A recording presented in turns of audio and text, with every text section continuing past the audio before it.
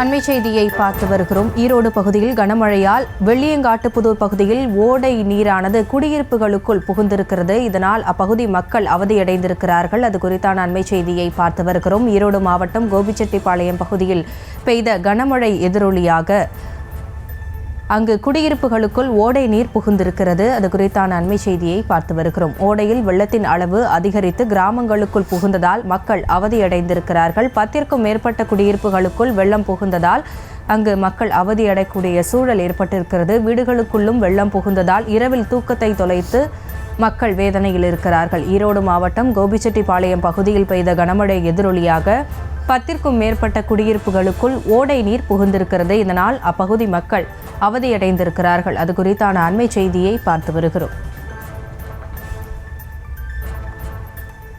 இது குறித்த விவரங்களோடு இணைகிறார் எமது செய்தியாளர் மாதேஸ்வரன் விவரங்களை வழங்கலாம்.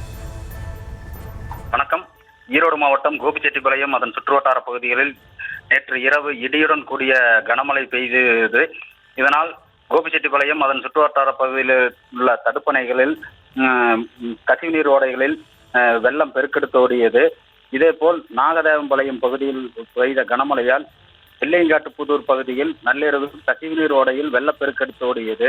இதனால் அப்பகுதியில் உள்ள 10க்கும் மேற்பட்ட குடியிருப்புகளில் வெள்ளம் புகுந்தது.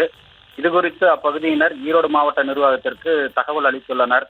தகவலின் அடிப்படையில் கோபி வருவாய்த்துறையினர் வட்டாட்சியர் தலைமையிலான குழு விரைந்து அப்பகுதியில் வெள்ளம் சூழ்ந்த குடும்பத்தினரை மீட்டு அருகாமையில் உள்ள பள்ளிக்கூடத்தில் பாதுகாப்பாக தங்க வைக்கப்பட்டுள்ளனர்.